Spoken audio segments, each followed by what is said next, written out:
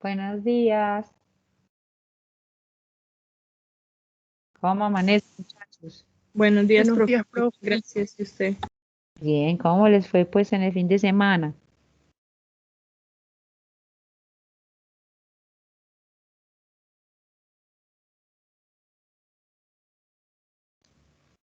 ¿Les fue bien?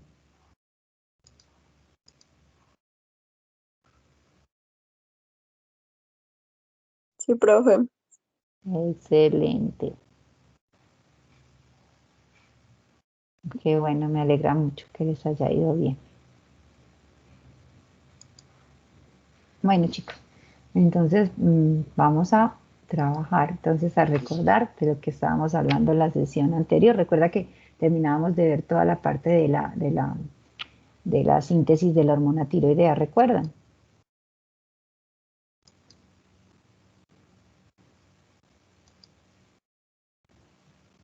Que estábamos viendo eso. Entonces hoy vamos a terminar a continuar a mirar lo que no, ya sería la parte también de no solo ya de la síntesis y producción de la hormona tiroidea, el transporte de la hormona, sino ya ver la parte funcional. Vamos entonces a iniciar, veamos quiénes estamos en el momento reunidos. Rosa Isabela. Presente, profe. Gracias, Rosa Isabela. Rosa Isabela está enfermita. Poquito ronca, profe. Ah, bueno, cuídate pues, por favor. Valeria Rosa. Buenos días, profe, presente. Buenos días, Valeria. Jesús David Borja. Buenos días, profe, presente. Gracias, Jesús David. Zaira Sarit Vuelvas. Hola, profe, presente. Buenos días, Zaira. María Camila Cañola.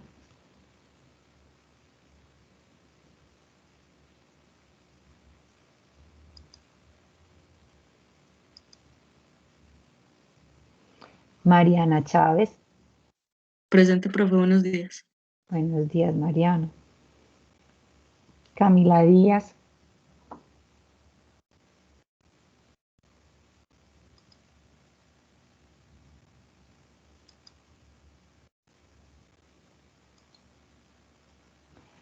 Stephanie Sofía. Presente, profe. Gracias, Stephanie Sofía. Isabela. Buenos días, profe, presente. Gracias, Isabel. Emanuel. Hola, buenos días. Buenos días, Emanuel. Silvia Patricia. Buenos días, profe. Buenos días, Silvia. Andrés Felipe. Ángela María López.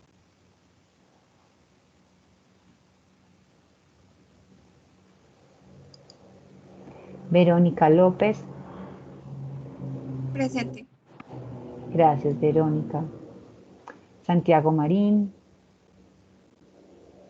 Muy buenos días, profe, presente. Buenos días, Santiago. Darcy Emily. Buenos días, profesora, presente. Buenos días, Darcy. Salomé. Profe, solo está teniendo problemas con la linterna y ya se conecta. Ok, Jesús David. Problemas de Salomé con el internet. Nancy Marcela Moreno. Buen día, profe, presente. Buen día, Nancy. Mariana Campo. Buenos días, presente. Gracias, Mariana. José María Orozco.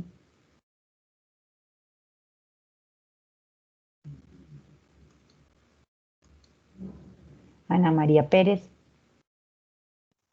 Hola, profe, buenos días. Hola, Ana María, buenos días. María Paulina.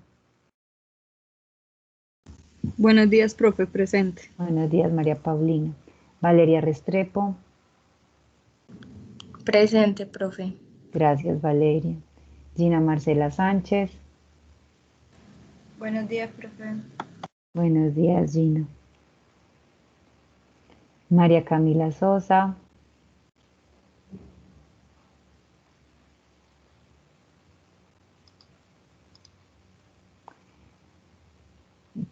Janet Indira. Ay, Buenos días, profe, presente. Michelle. Buenos días, profe. Presente. Ok, buenos días.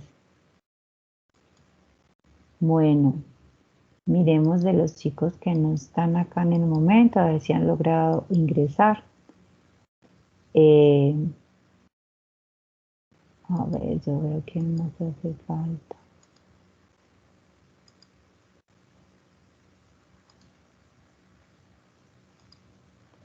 Miremos. María Camila Cañola. No está. Camila Díaz. No está. Andrés Felipe. Ángela María López.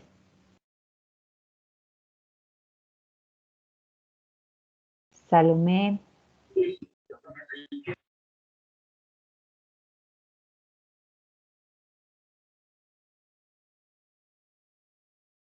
Tampoco. José María. Buenos días, profe. José María sí está. Hola, profe, buenos días. Buenos días. ¿Quién más saludó, por favor? Camila Díaz, profe. Camila, buenos días. Muchas Buenos gracias. días, profe. ¿Quién más falta por allí, muchachos, de los que estábamos preguntando? María Camila Sosa, también nos hace falta. Tenemos 1, 2, 3, 4, 5 personas. Bueno, pues ya hemos hecho segundo llamado. A ver quién más ha escrito por acá en el chat. Hola María Camila, ya te vi. María Camila está con nosotros por acá en el chat. Gracias María Camila. Entonces nos falta María Camila Cañola, la Andrés Felipe López, Ángela María López y Salomé. Ok. Listo.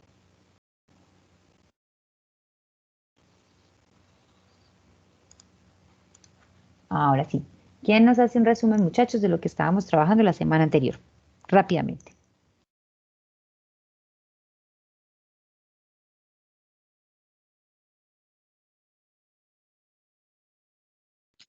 Profe, buenos días, acabo de ingresar. Buenos días, María Camila.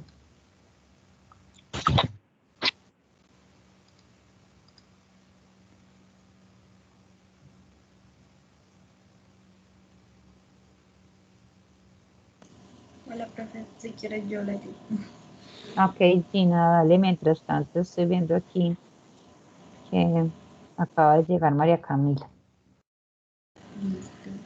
Pues en la clase pasada nos centramos en la síntesis de la T3 y la T4, en los tirocitos. Entonces, ¿explico el proceso o no es necesario? No, ya estabas hablando de la síntesis. ¿Cuáles son los pasos principales? No tienes que dar, sino cuáles son los nombres de esos pasos principales. Bueno, dimos que el primer paso sería pues la llegada de la TCH al tirocito, y en sí son el atrapamiento del yodo, sería el acoplamiento, la deyodación del yoduro, sería ya después el acoplamiento o la yodación de la tiroglobulina a los tiros, es decir, el acoplamiento de la tiroglobulina en la que se le agregan yodo, y ya de eso sería después la secreción, pues la gotita de coloide que se le da una proteasa, y ya al final de todo la secreción de la T3 y la T4. O sea que sería, volvamos, atrapamiento del yodo. Luego del atrapamiento, Gina. Sería la oxidación, ese era el nombre, oxidación, profe. Oxidación del yoduro. Oxidación del yoduro, pues la organificación. Decías que ya estaba fijación del yodo a los residuos de tirosina. ¿Y qué más seguía? Seguía el acoplamiento, profe. Sí, Pues el acoplamiento y después el paso de atrapar la gotita de coloide. Que ya después de eso se da la secreción de la T3 y la T4. O sea que sería el acoplamiento, la gotita de coloide y ya sería la secreción final de la hormona tiroidea. Listo, entonces hablamos de eso. ¿De qué más hablamos, Gina?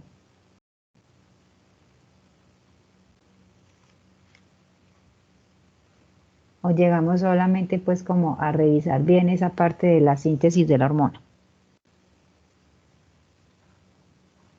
Sí, profe, nos centramos bastante en la síntesis y la clase anterior habíamos dado cuáles eran como los componentes principales, que era el NIS, la tiroglobulina y el PTO, pero nos centramos mucho en la síntesis de la hormona.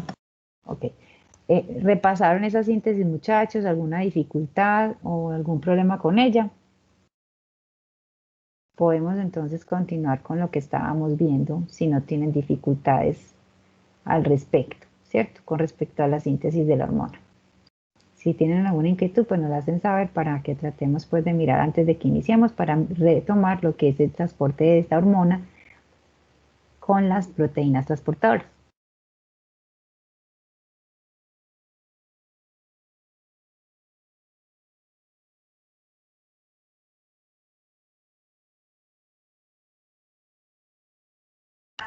Profe, una pregunta.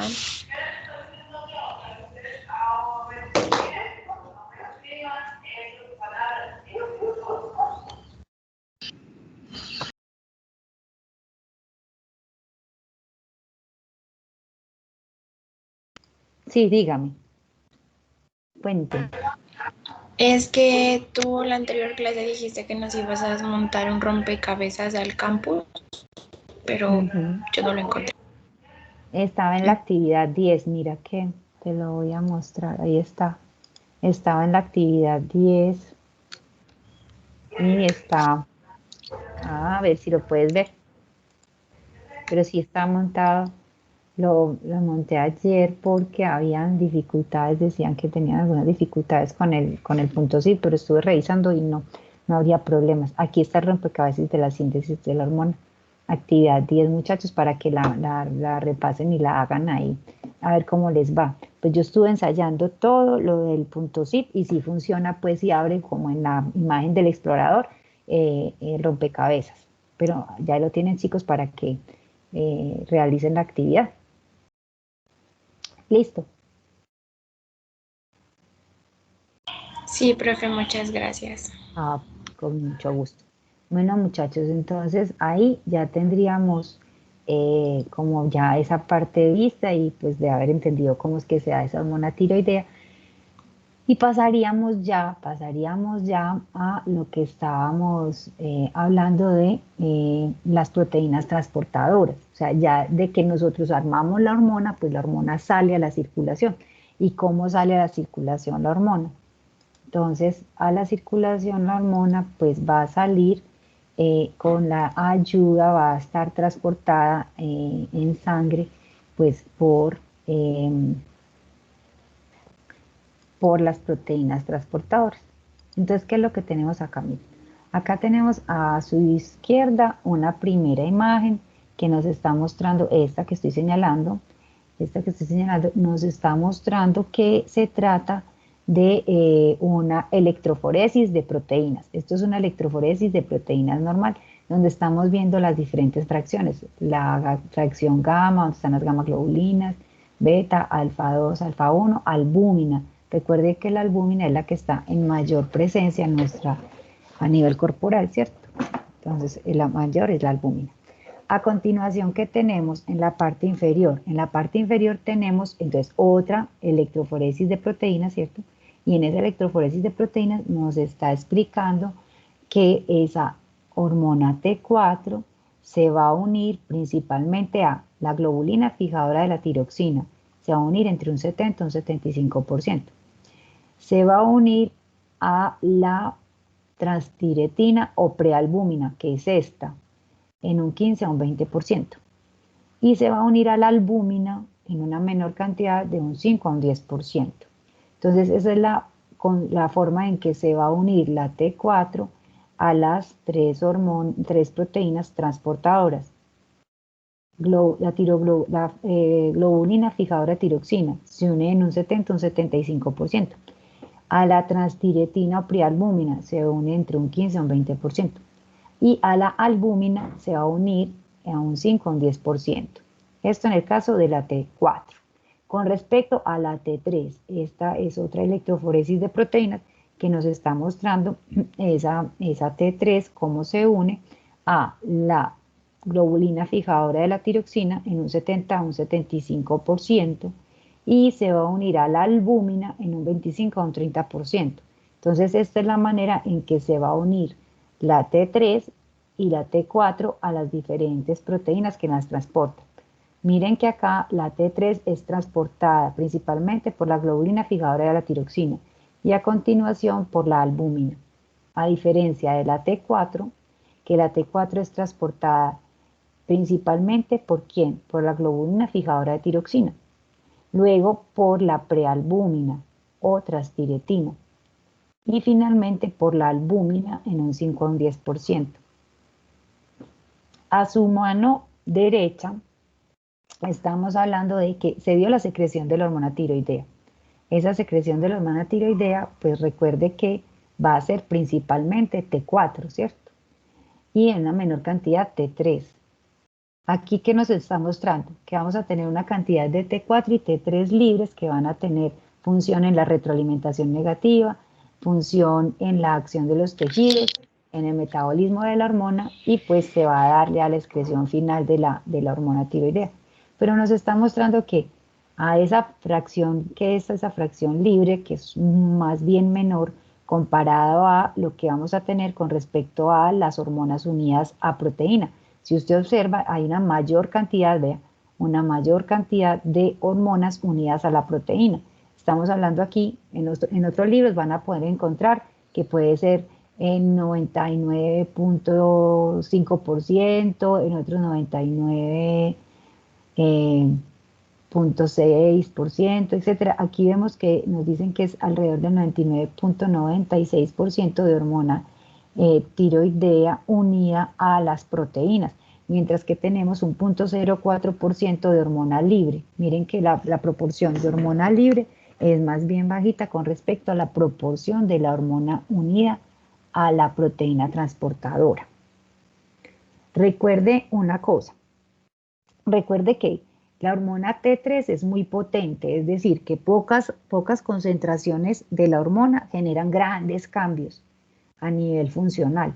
Entonces, si pocas concentraciones de la hormona T3 generan grandes cambios, quiere decir que la T3 libre va a ser más bien baja en concentración, es un poquito más baja, pues porque es muy potente, ¿cierto? La T4 que se va a convertir a la T3 en los tejidos periféricos por acción de las desyodasas, que son las que nos van a permitir cambiar la T4 a la T3 en los tejidos periféricos, pues también va a ser poca en relación a la que está unida a la proteína. O sea, que lo que está unido a la proteína es como si fuera un almacenamiento circulante de hormona tiroidea para poderla ir liberando en una manera equilibrada a los tejidos que la necesitan, ¿cierto? De una manera mínima, necesaria y suficiente, de una manera suficiente a los tejidos. Entonces lo que se garantiza es como una especie de un banco circulante de proteína, un almacenamiento circulante de proteína transportadora con hormona que está unida para que poco a poco vayan liberando la hormona a los diferentes tejidos, garantizando que como la acción de la T3 es tan potente, garantizando que no vaya a haber mucha concentración libre de la hormona y se generen riesgos a la vida de la persona, porque entonces si hay mucha concentración le puede dar una arritmia, un infarto y pues se puede morir la persona. Entonces la idea es que tengamos la mayor cantidad de hormona unida a la proteína para que se genere un balance y no tengamos mucha hormona disponible que pudiera estar ejerciendo su acción y llevar de pronto a un proceso pues complejo para la persona.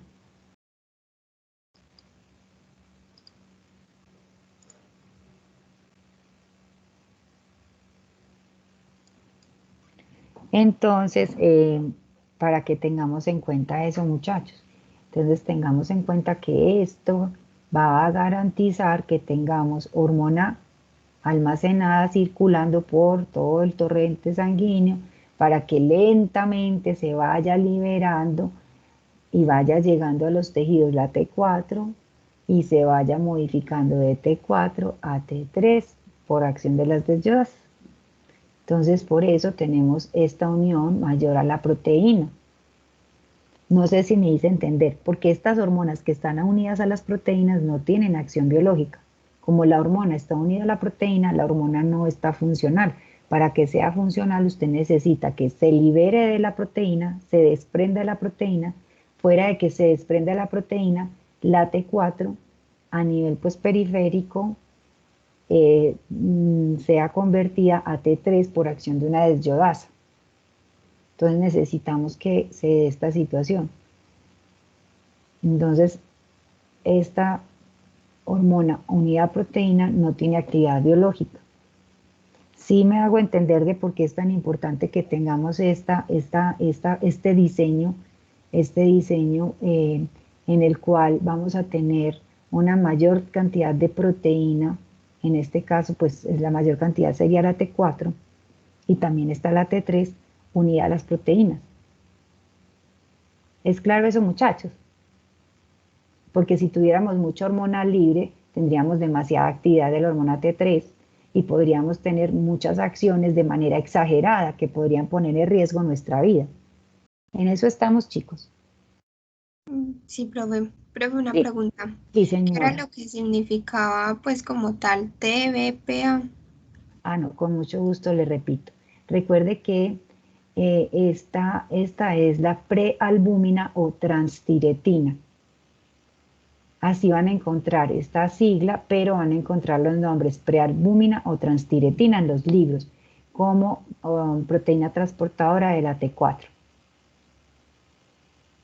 Listo, profe, gracias. Bueno, es claro entonces, muchachos, porque tenemos unas porciones pues necesarias y suficientes a nivel libre y de hormona tiroidea y tenemos la mayor cantidad unida de proteína. Es claro porque está como ese diseño biológico, por llamarlo de alguna manera.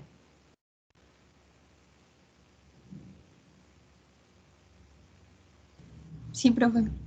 Sí, bueno, entonces ahí entendemos por qué está mayormente unida a esas proteínas y con eso garantizamos que nos protegemos a nosotros para no tener un exceso de la hormona y tenemos como un almacén circulante de la hormona de donde se va a ir liberando poco a poco de acuerdo a las necesidades.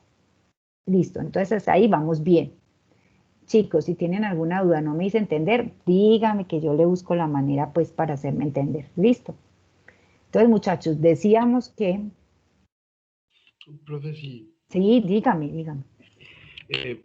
Pues entonces, esta T4 que va unida a cualquiera de esas proteínas,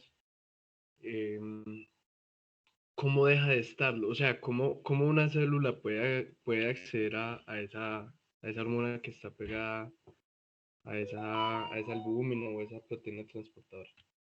Recuerde, Emmanuel, que va a haber una difusión de esas proteínas, de esas hormonas, desde la proteína hacia la célula. Entonces va a haber una difusión que pues se va a dar facilitada y que va pues también a tener unos transportadores en la membrana celular que le va a permitir pasar a la hormona. Ahorita más tarde lo vemos para que usted resuelva la inquietud. Entonces terminamos primero esta partecita y ahorita más adelante miramos ese ingreso, aunque si usted recuerda, teníamos, espérate.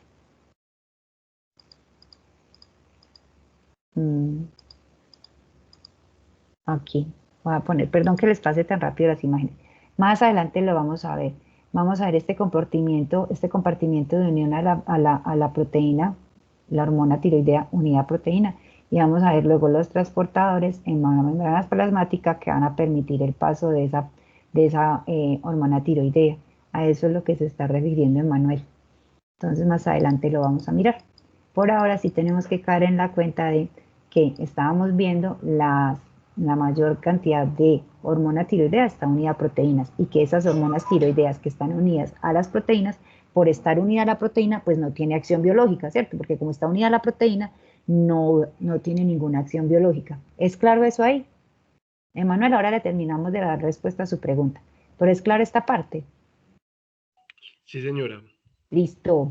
Entonces, listo. Miremos aquí. En resumen, tenemos este cuadro donde tenemos las proteínas transportadoras. Acá miren que están los nombres con sus siglas. Vea, globulina transportadora de tirosina, entonces TBG. Está la TBPA que preguntaban hace un momentico, transtiretina o prealbúmina transportadora de la tirosina. Y está la albúmina. Están aquí pues las concentraciones, tenemos aquí como los porcentajes, aquí los tenemos como en unas aproximaciones para principalmente la T4, ¿cierto? ¿Qué tenemos acá, muchachos? Que hay una tasa de disociación más rápida de la hormona tiroidea desde la albúmina y la prealbúmina. Y esta, como tiene una tasa de disociación más alta, significa que aquí tendríamos pues una fuente importante de hormona que se va liberando a los tejidos. Quiere decir que la globulina transportadora de la tirosina va a fijar con mucha avidez la hormona tiroidea, o sea, va a tener una mayor avidez por la T4 y por T3. Y que en la prealbúmina y en la albúmina pues hay una menor avidez por esas hormonas y por eso se van a disociar un poquito más rápido y vamos a poder tener esa disponibilidad de hormona libre a los tejidos. Tengamos en cuenta que el aumento en la concentración sérica de la globulina transportadora de tirosina, como es el caso del embarazo, ¿sí? ¿Se acuerdan que entonces decíamos que el doctor Bonilla decía que en el caso del embarazo, el aumento de los estrógenos llevaba pues a un aumento de la presencia de esa globulina fijadora de la tirosina y que eso pues llevaba a que fijara más hormona tiroidea y que se aumentara la TSH, pero que se trataba de un hipotiroidismo fisiológico por un cambio que se daba por el aumento de los estrógenos. Aquí vemos también que puede haber un aumento de esa globulina transportadora de las tirosinas en algunas patologías, en hepatitis, en tumores que secreten pues estrógenos, en terapia con estrógeno y puede llevar pues a aumentar esa globulina fijadora de la tirosina. También se puede dar el caso contrario, que se disminuya la globulina fijadora de la tirosina ya en enfermedades pues sistémicas, donde nosotros tenemos gran actividad de las proteasas por parte de los leucocitos en procesos inflamatorios sistémicos, cuando hagamos uso pues de esteroides, por ejemplo, en el exceso de los glucocorticoides, entonces también vamos a tener alteración pues de esa globulina fijadora de tirosina. En el síndrome nefrótico, en los procesos de desnutrición, podemos tener disminución de ella. También debemos tener en consideración que pueden haber fármacos que inhiban la unión de la T3, T4 a la globulina fijadora de la tirosina. Entonces, cuando ustedes recuerden esto de que se pueden presentar fármacos que disminuyan la fijación de la T3 y la T4 a la globulina fijadora de la tirosina, pues van a tener gran importancia cuando estén viendo la parte de farmacología. Entonces, para que tengan en cuenta que los salicilatos, algunos anticonvulsivos como la difenilidantoína, algunos antineoplásicos, pueden disminuir la unión de estas hormonas a sus proteínas transportadoras. Y también puede ser que tengamos una disminución de la T3 y la T4, disminución pues de la globulina fijadora de la tirosina, y que probablemente, por ejemplo, en el caso de la hipoalbuminemia, y que tengamos pues problemas ya pues porque sean de caso hepático o un problema renal, que tengamos una disminución de esa unión de la T3, T4 a la globulina, pero que esas concentraciones a nivel pues libre aparezcan como concentraciones normales, pero hay una menor cantidad de de proteína y hay una menor cantidad de T3, T4 también que se va a poder unir a la proteína, pero vamos a tener niveles conservados en estos casos como una compensación. Entonces esto es simplemente para que tengamos en cuenta que se puede dar estas situaciones. Sin embargo, cuando estemos hablando de la parte de las patologías, vamos a retomar nuevamente estos conceptos. Profe, Señor.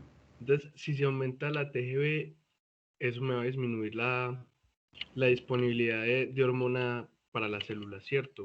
Sí, porque van a estar más fijas a la proteína. Ok, ya, gracias. Y eso es lo que pasa en el embarazo. Se fijan, cuando hay aumento de los estrógenos, aumenta la globulina transportadora de la tirosina y entonces fijan más hormona a esta proteína. Y entonces se disminuye la que estaría libre. Entonces llevaría a que hagas retroalimentación negativa y en el caso pues de que estamos poniendo acá en la mamá en embarazo, entonces hace esa retroalimentación negativa y va a aumentar la TSH. Pero pues está en relación a que tuvo una mayor unión de las hormonas a la proteína fijadora. Y cuando ya tiene otra vez niveles normales de la proteína fijadora, niveles normales de las hormonas circulantes, pues el eje de retroalimentación vuelve a regularse, o sea que la TSH vuelve a estados normales. Entonces, miren, todo esto lo volvemos a retomar cuando estemos también viendo la parte de patologías, pero es para que tengamos en cuenta las implicaciones que tiene de que se aumente la fijación de las hormonas a su proteína, que ahí es donde ellas no tienen actividad biológica, o que se disminuya la cantidad de hormonas que se pueden fijar a la proteína, y en ese sentido, pues vamos a tener que se nos van a generar más T3 y T4 libres, entonces más acción de la hormona, ¿cierto? Con respecto a la actividad de las hormonas tiroideas, tenemos claro que la hormona que es activa biológicamente es la hormona T3, que nosotros tenemos una prohormona que es la T4, y que esa T4 se va a convertir en T3 en los diferentes tejidos gracias al proceso de desyodación. ¿Estamos con eso, muchachos? ¿Recordamos eso? Entonces, por eso aquí estamos mostrando que tenemos la T4, la tetrayodotironina, aquí está. Y esa T4 va a pasar a T3, gracias a qué? Va a pasar a triyodotironina, gracias a qué? A la desyodasa tipo 1 y tipo 2. Y va a pasar de T4 a T3 reversa, esta T3, gracias a la desyodasa tipo 3.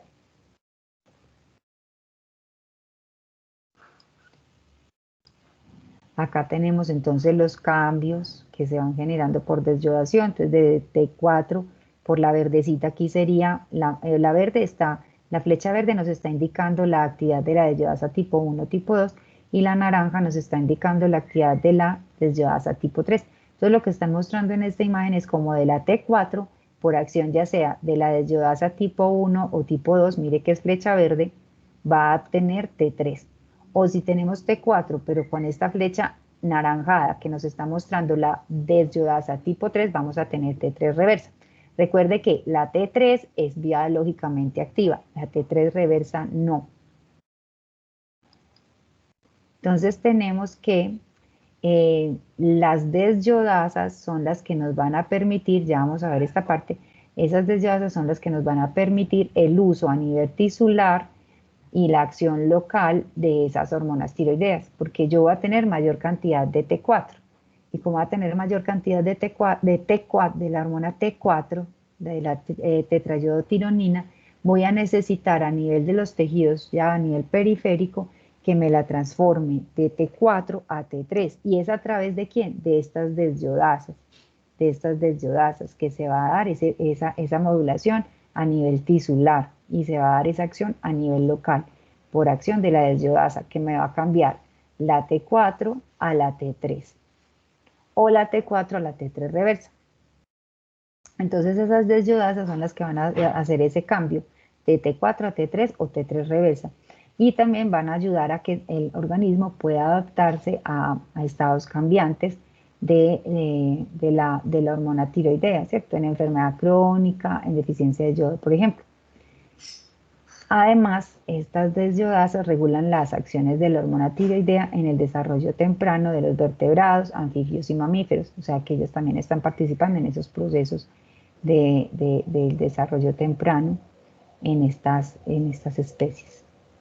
¿Qué tenemos entonces acá? Tenemos un cuadro donde tenemos el tipo de desyodasa, tipo 1, tipo 2 o tipo 3. Tenemos que tienen una distribución en los tejidos. Vemos que la desyodasa tipo 1 tiene una mayor distribución en todos los tejidos periféricos, en el músculo esquelético, en los riñones, en el hígado, en la misma glándula tiroides, o sea, que la mayor cantidad de desyodasa va a ser la desyodasa 1, que va a estar a nivel pues de la mayor cantidad de los tejidos periféricos. Y pues que va a tener la función de tener ese paso de la T4 a la T3 plasmática, ¿cierto? Ella va a generar eso. Tenemos también la desyodasa tipo 2. Esa desyodasa tipo 2 se encuentra principalmente en la hipófisis, en el cerebro y en grasa parda. ¿Qué va a mediar la desyodasa tipo 2? También la conversión de T4 a T3 principalmente. Y vamos a tener la desyodasa tipo 3. Pero recuerde que la desyodasa tipo 3 la puede encontrar en cerebro, en placenta, en tejidos fetales.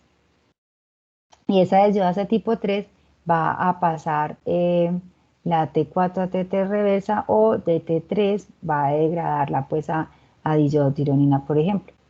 Pero ahí estaríamos lo que tendríamos de las tres principales desyodasas, que son las que nos van a permitir que podamos hacer uso de la hormona T4 a la T3. Entonces miren lo que tenemos acá, alrededor del 80% de la T4 va a ser metabolizada mediante deyodación, hacia un 35% para T3 y para T3 reversa. Aquí en esta imagen, bueno, que estábamos viendo ahorita, perdón, en esta, estábamos viendo que la acción de la desyodasa 1 y 2 lo lleva a T3 principalmente, que esta es la hormona funcional. Pero la acción de la desyodasa 3, que es esta anaranjada, principalmente lo va a llevar a T3 reversa. ¿Sí? Tenemos que la desyodasa tipo 1 es la que más va a estar presente en los tejidos periféricos, va a ser la más frecuente. Y recuerde que va a estar en el músculo esquelético, en los riñones, a nivel del hígado, en la tiroides, etc. Mientras que la desyodasa 2 va a estar más de tipo central, o sea, en la hipófisis, en el cerebro, y también la va a encontrar en la grasa parda. En el caso de la desyodasa 3, recuerde que la va a encontrar en tejidos fetales, en la placenta, el cerebro. ¿Listo? Esto estábamos viendo. Y esta imagen es para que miremos lo siguiente. Esta imagen es para que usted vea. Este compartimiento aquí nos está mostrando la hormona que está unida a proteínas, ¿cierto?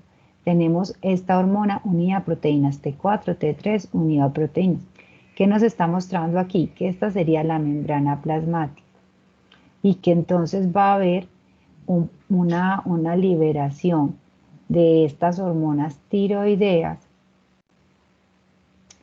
y que eso va a haber pues como una disociación de las hormonas desde su proteína hacia el tejido, y pues eso tiene una serie pues de cambios electroquímicos que van a permitir que se vayan disociando y disminuyendo esa unión, esos enlaces pues fuertes que generan la unión a ellas se vayan disociando. Recuerde que se disocian más fácil a partir de la albúmina y de la prealbúmina, y que después pues se va a dar una difusión de esas hormonas. Aquí tenemos T4, T3 y acá tenemos T4 a través de transportadores que se encuentran en la membrana plasmática, ¿sí? Ya luego de que la hormona T3 o T4 llegan, vamos a tener que si es la T3 pasaría al núcleo a ejercer su acción. Y si es la T4, vamos a tener que va a pasar también por procesos de desiodación. T4 tiene una desiodación a T3 y ahí vamos a tener la T3 que va a poder actuar a nivel nuclear. Esta imagen es principalmente para ver esta sección que estoy señalando. ¿Sí? La sección donde estamos viendo la proteína, unión de las hormonas a la proteína. Aquí tenemos fijadora de la tirosina, la globulina fijadora de la tirosina, la TBG. En esta parte es la membrana plasmática con los transportadores para estas hormonas T3, T4 y a nivel del citoplasma tener en cuenta que pueden estar las desyodasas. Entonces aquí tenemos una desyodasa que puede ser tipo 1 o tipo 2 y va a convertir la T4 a T3 para que la T3 ya sí pueda pasar al núcleo a ejercer su acción. Entonces vamos hasta aquí. ¿Estamos hasta ahí, muchachos? Me tienen que comentar cómo vamos, chicos. Sí, profe. Ahí vamos. O sea, esta imagen es simplemente para que hagamos este pedacito. Entonces ya después de que vimos pues toda esta parte, ya vimos pues que las hormonas van unidas a esas proteínas, las hormonas son desyodadas también a nivel periférico, pues porque vimos que están las desyodasas, ¿cierto? Están las desyodasas, entonces vimos que las hormonas se unen a proteínas, luego va a haber una actividad de las desyodasas para que podamos hacer uso de la T3, ¿a través de qué?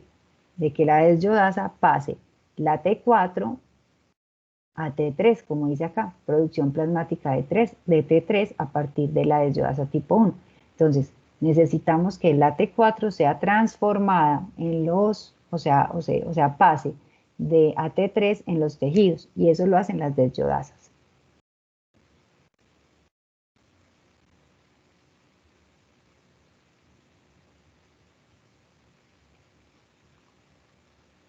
¿Estamos en eso?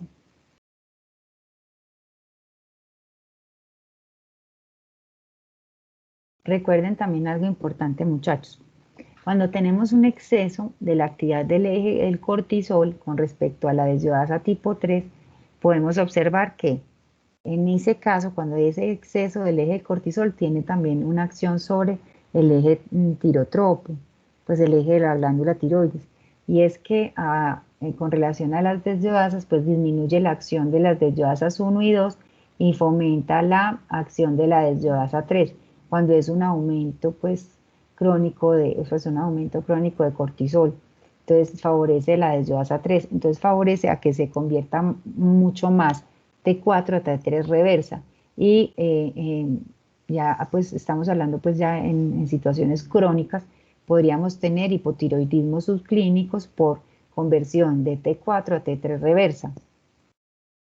Eso también lo vamos a ver más adelante, pero para que tengamos en cuenta que ese cortisol puede disminuir la acción de desyodasa 1, 2, y eso fomenta pues o permite que sea más evidente la acción de la desyodasa 3, que nos va a convertir a T3 reversa y a desyodación de la T3.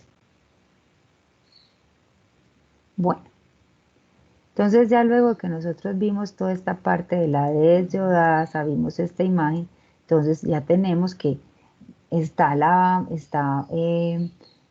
hormona unidad a proteínas, está la hormona circulante, etcétera, ¿cierto?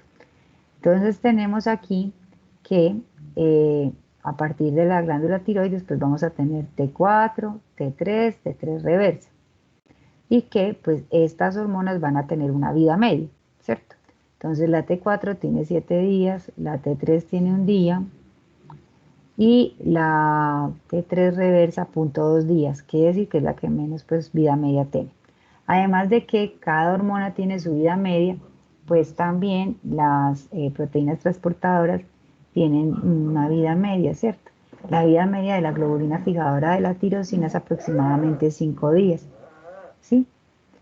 Bueno, y aquí estábamos hablando de que luego de que estas hormonas salen, pues unas se unen a las proteínas y otras quedan como hormona libre. y las que quedan como hormona libre pues cumplirán sus acciones, serán desyodadas y finalmente metabolizadas. Cuando habla de los conjugados, está hablando de que conjugados porque se lleva a cabo ya el metabolismo a nivel renal y hepático, entonces dice que va a haber glucuronidación y sulfatación de estas hormonas en el hígado o en el riñón, y que ya después va a haber pues como la salida de las hormonas. Entonces, en este caso es importante que nosotros miremos, ¿cierto? Ya tenemos este panorama hasta aquí, tenemos ya las hormonas transportadas por proteína y hormonas libres.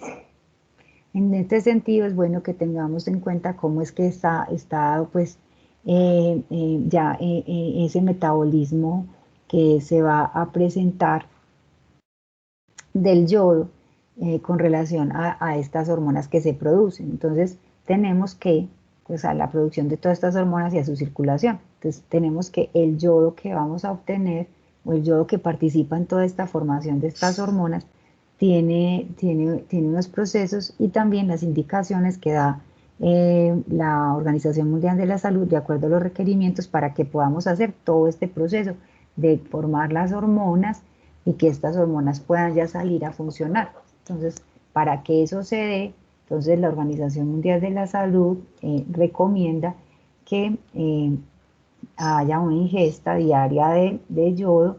Como ustedes pueden ver aquí, son las recomendaciones habituales de la ingesta de yodo en la dieta, y acá están las recomendaciones para adultos, a las personas que están en gestación y a los niños.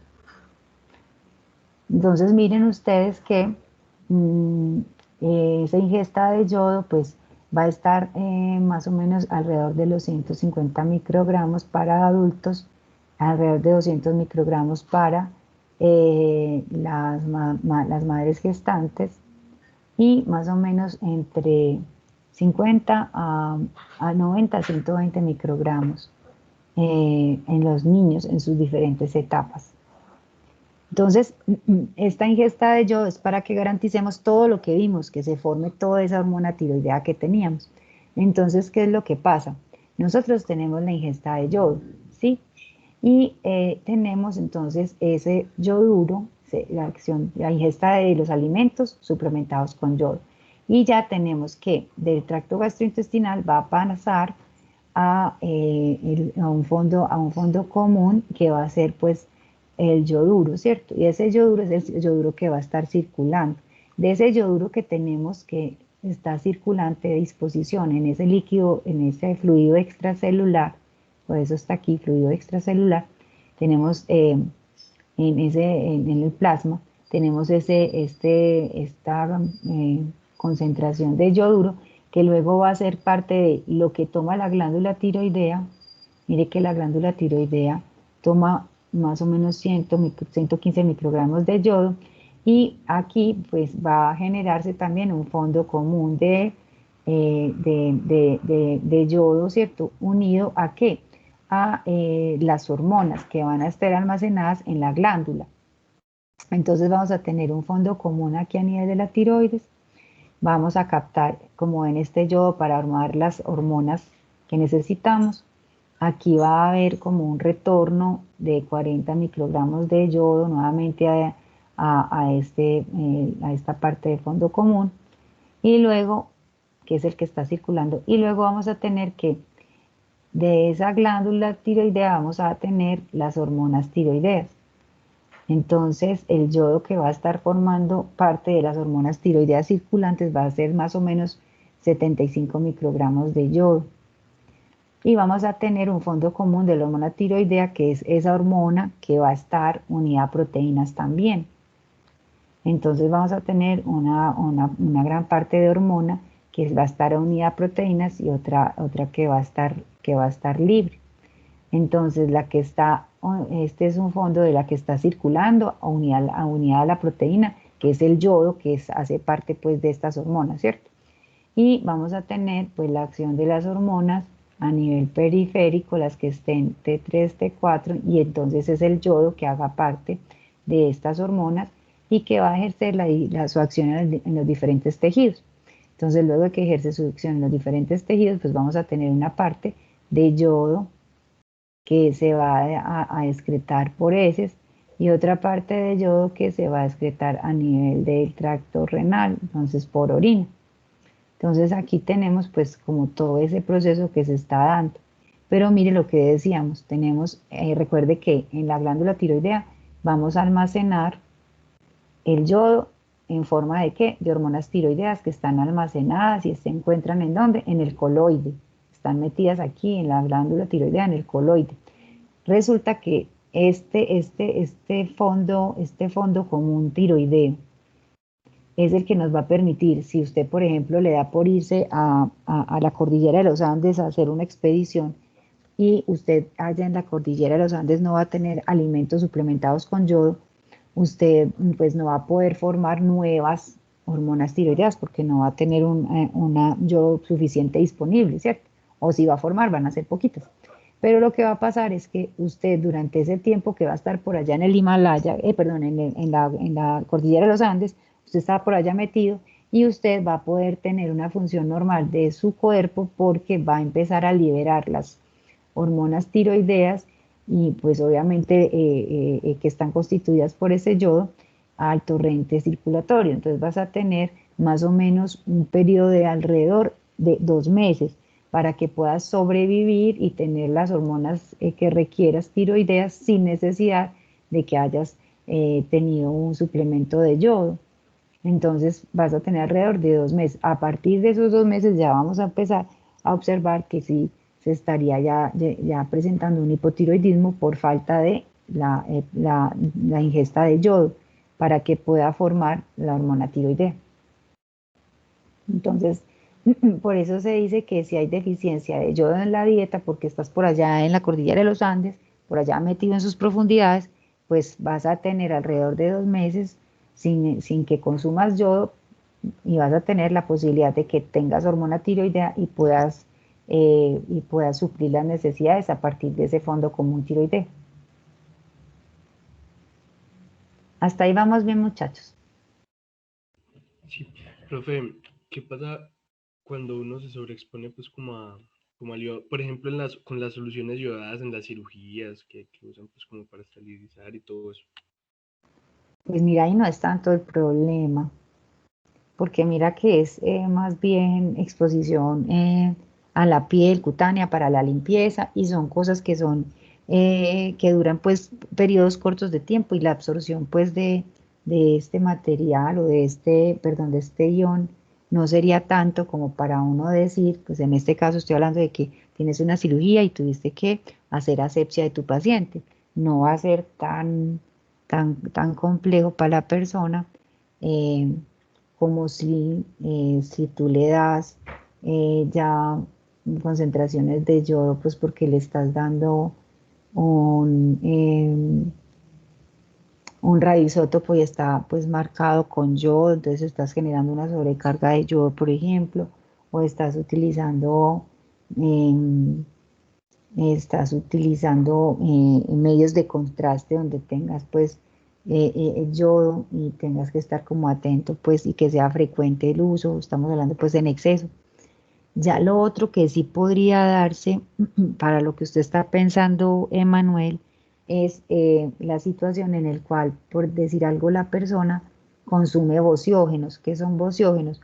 Son sustancias que tienen la acción de generar pues algunos grados pues de hipotiroidismo, por ejemplo.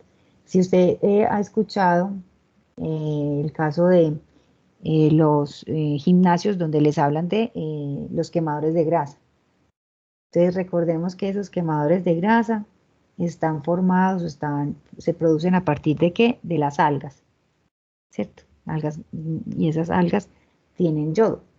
Entonces cuando a veces las personas en el gimnasio pues que quieren bajar de peso rápido, preguntan, algunas personas les recomiendan los quemadores de grasa.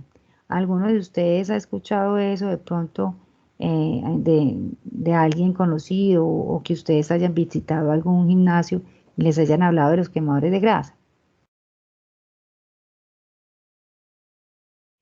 Sí, profe, es común Sí, escucharlo. profe. Ok, chicos, recuerden entonces quemadores de grasa que son que son productos derivados de las algas, tienen alta concentración de yodo. Por consiguiente, las personas que empiezan a quemar grasa rápidamente lo harán a expensas de una mayor concentración de sodio, de yodo, perdón, a una mayor concentración de yodo. Vamos a tener inicialmente, oígame pues, a una mayor concentración de ese yodo, una mayor disposición o disponibilidad del yodo, vas a tener una mayor entrada de yodo, mayor consumo, o sea, vas a consumir más de lo que normalmente se pide. Entonces, como vas a consumir más de lo que normalmente se pide, ¿vas a qué? A formar más hormona tiroidea inicialmente. Vas a producir más hormona tiroidea. Entonces vas a generar más hormona tiroidea. Y esa hormona tiroidea pues va a hacer la acción lipolítica, ¿cierto? De utilizar esos ácidos grasos para generar energía. Entonces la persona va perdiendo ácidos grasos. Eso inicialmente. Pero si yo tengo un aumento en la cantidad de yodo y eso me lleva a un aumento en la producción de mis hormonas tiroideas, se va a generar retroalimentación negativa porque se va a generar entonces una determinación de las concentraciones de la hormona tiroidea elevadas. Si esto está elevado, o sea, si a nivel central va a haber una mayor conversión de T4 a T3, quiere decir que hay mucha T4, ¿cierto? Si hay mucha T4 es porque se está produciendo mucha hormona. Si eso pasa por retroalimentación negativa, si esta concentración aumenta mucho, ¿qué pasa a nivel central con el hipotálamo y la hipófisis con respecto al eje, hablando de la retroalimentación negativa? Entonces, ¿se aumenta o se disminuye la TRH, que es el factor liberador de la tirotropina? Se disminuye. Exacto, se disminuye. Si se disminuye la TRH, ¿qué pasa con la TSH? También disminuye. También se disminuye. Y esa disminución de la TSH es supuestamente pues para que no estés estimulando más la glándula y no produzcas más hormona tiroidea. Entonces esto quiere decir que esas personas que están utilizando esos quemadores de grasa, en un primer momento van a estar hipertiroideos, pero luego por el eje de retroalimentación negativa que va a tratar de equilibrar el funcionamiento de ese eje hipotálamo, hipófisis, glándula tiroides, va a disminuir su función. Entonces, a largo plazo, ¿qué va a pasar con ellos? A los 3, 4 meses, ¿qué va a pasar con esta persona? Va a empezar a entrar a un hipotiroidismo compensando esa situación del exceso de producción de la hormona. Es decir, las personas se van a quejar de que el quemador de grasa ya no les sirve. Entonces, hay que estar muy atentos porque van a generar un hipotiroidismo secundario al consumo excesivo de estos quemadores de grasa que tienen gran cantidad de yodo. O sea que si ustedes tienen pacientes de esos que están en la gimnasio, etcétera, etcétera, estén pendientes de que no les estén desarrollando hipotiroidismo secundario a este consumo de algas pues en estos productos quemadores de grasa. ¿Estamos con eso, muchachos? ¿Lo habían analizado de esa manera? ¿O lo habían pensado de esa forma? ¿Lo habían tenido en cuenta o no? Usted ya nos había contado. Cierto que sí, ya se los había contado. Es volver a recordar. Entonces, con lo que ya habíamos visto, usted ya ve esos mecanismos de regulación que se van a dar precisamente porque tengas más disposición de yodo y tengas más producción de la hormona y hagas una retroalimentación negativa tanto en la hipófisis como en el hipotálamo. Que además de que tenemos esa posibilidad de que el exceso pues de la hormona pueda llevar a que se dé la retroalimentación negativa en el hipotálamo o en la hipófisis, también vamos a tener la posibilidad de que ante una mayor presencia de yodo, la glándula misma pueda también ejercer algún grado de control inicialmente. Y eso pues lo podrían encontrar como el efecto de Wolff-Chaikoff, y es que consiste en que la misma glándula, al aumentarse esa concentración de yodo, nos va a llevar a que se nos disminuya la acción del NIS, el transportador de yodo, se disminuya pues la transcripción de ese gen y la actividad del NIS.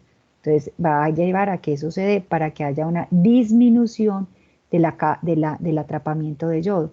Pero también va ese exceso de yodo también va a llevar a que se disminuya el atrapamiento, pero también a que se disminuya la producción del peróxido de hidrógeno y por consiguiente pues se disminuya los otros pasos de la síntesis de la hormona. Entonces, mírenme que vamos a tener un control inicial, pues este control tiene un periodo de tiempo que no es muy largo, ¿cierto? Luego sobrepasa la capacidad de la misma glándula de hacer su propio control, ¿cierto? Y entonces también está el efecto de la retroalimentación negativa, que va a tratar también de hacer su propio control. ¿Qué tenemos entonces? Acá tenemos que el aumento de la TRH va a llevar a un aumento de la secreción de TSH y que esto se va a dar cuando tenemos, por ejemplo, los recién nacidos expuestos a las temperaturas frías. Para poder generar calor, vamos a tener este aumento en la actividad del eje tiroideo. En los recién nacidos, esta es una de las principales maneras de generar calor. Entonces va a haber un aumento de la actividad metabólica, un aumento de consumo de oxígeno, un aumento pues de la parte de producción de calor. Y esta pues es un ejemplo de ellos. Si de pronto tenemos una retroalimentación negativa, ¿cierto? Que nos lleve a un aumento de la secreción de la TRH, o tenemos una acción de fármacos que nos lleven a que se nos dé pues como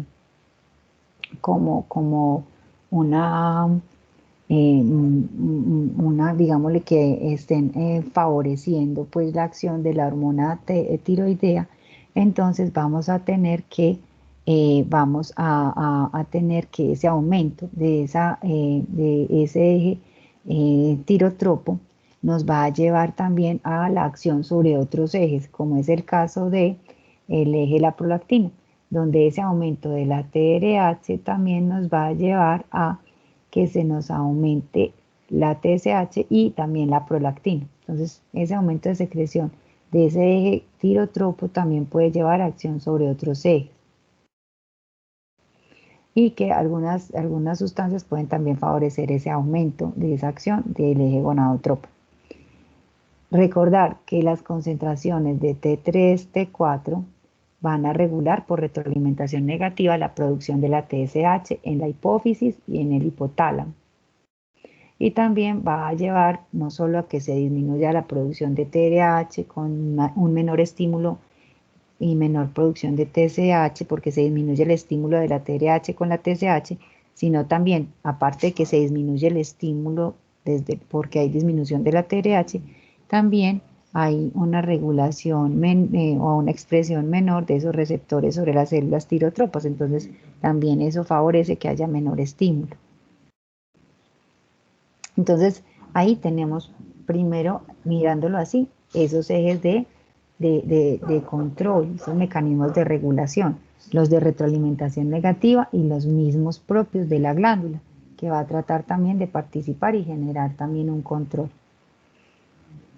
Es importante tener en cuenta, muchachos, que si nosotros tenemos problemas ya de enfermedades como hipotiroidismo e hipertiroidismo, los mecanismos de control pues no van a estar, o sea, el mecanismo de retroalimentación negativa no va a poder funcionar completamente pues, o ejercer su acción completamente porque tenemos patologías que nos van a generar, por ejemplo, mucha producción de hormona tiroidea de forma pues más permanente. Entonces el eje de retroalimentación negativa va a tratar de mantener el equilibrio. Sin embargo, como es un exceso tan tremendo de la producción de la hormona tiroidea, ya sea porque tenés aquí un adenoma en la glándula hipofisaria o en la glándula tiroides que va a producir mucha T3, T4, entonces eso supera la capacidad de equilibrio que genera el sistema de retroalimentación negativa.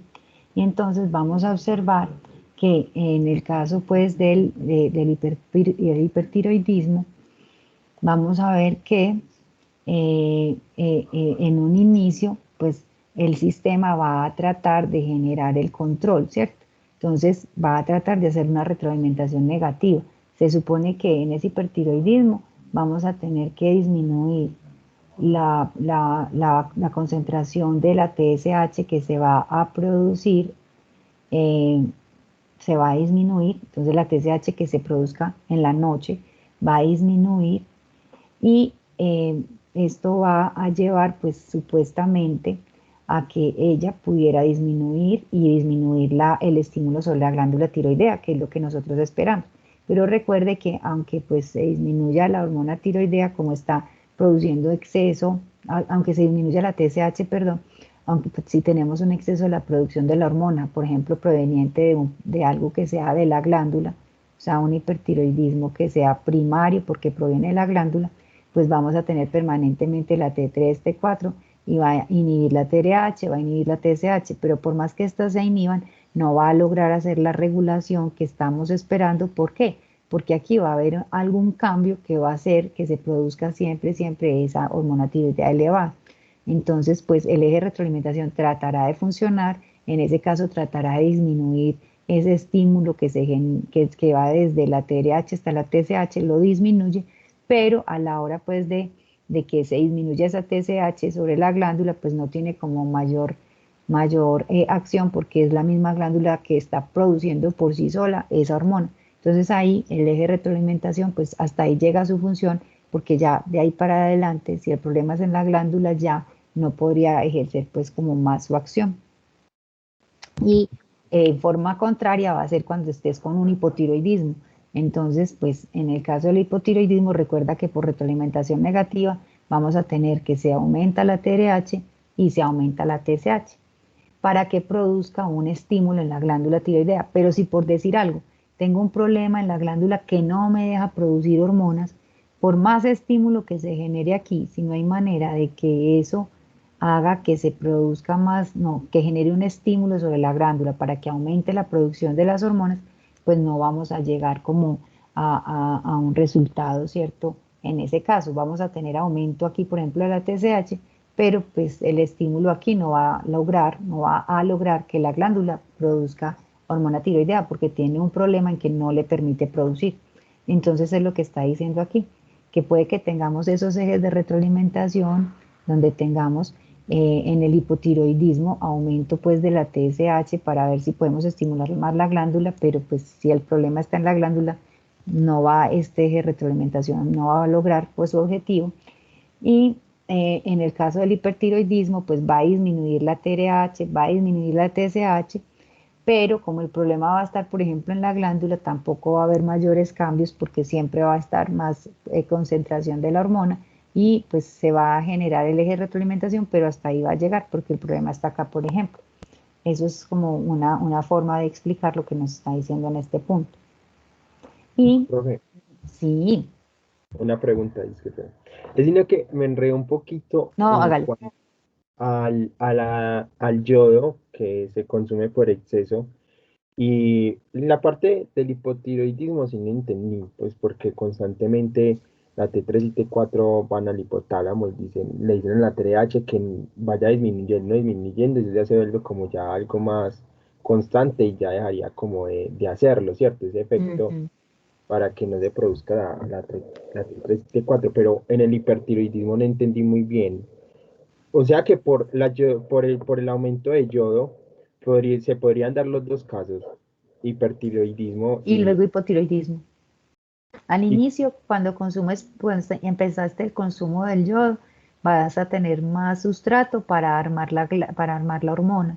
Entonces vas a tener más yodo para armar para hacer la hormona o armar pues como la hormona tiroidea, por decirlo de alguna manera. Entonces vas a tener más forma de armar la hormona, vas a tener más hormona tiroidea disponible y vas a tener más hormona tiroidea, vas a tener una mayor acción de la hormona a nivel pues de tus tejidos, pero va a llegar un punto en el que estas concentraciones de T4 y de T3 van a llevar a que se dé un mecanismo de retroalimentación negativa en el hipotálamo y en la hipófisis.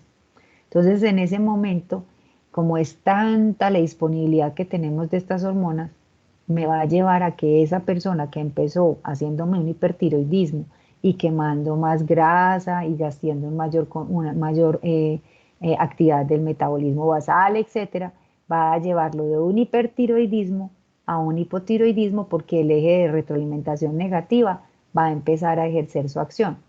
Entonces aquí va a generar el eje de retroalimentación negativa para que disminuya TRH y TSH.